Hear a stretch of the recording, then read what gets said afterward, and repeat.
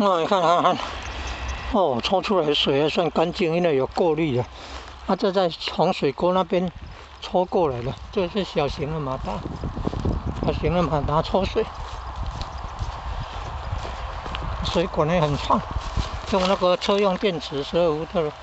你看，你看，这个在洪水沟这样抽水。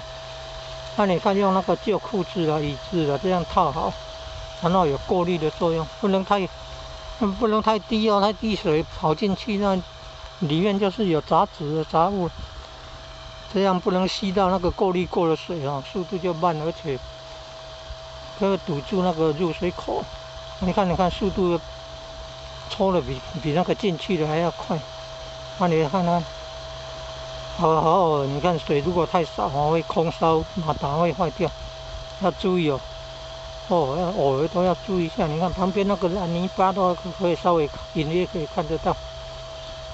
你看，所以要最好那个泥巴要先把它拨开清一清，再放进去那个比较过深啊，进来的水位比较保持一定的水位水平，不要太少了，抽久了空烧坏掉。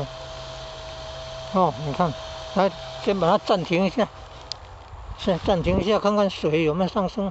你看，暂停一下，水位马上升上来了，所以抽得很快。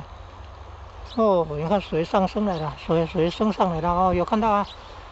那个水位可以高到跟那个旁边的水位一样高，那虹吸管原理，水因科而后进嘛，都要达到水平了，它才会再继续往前走。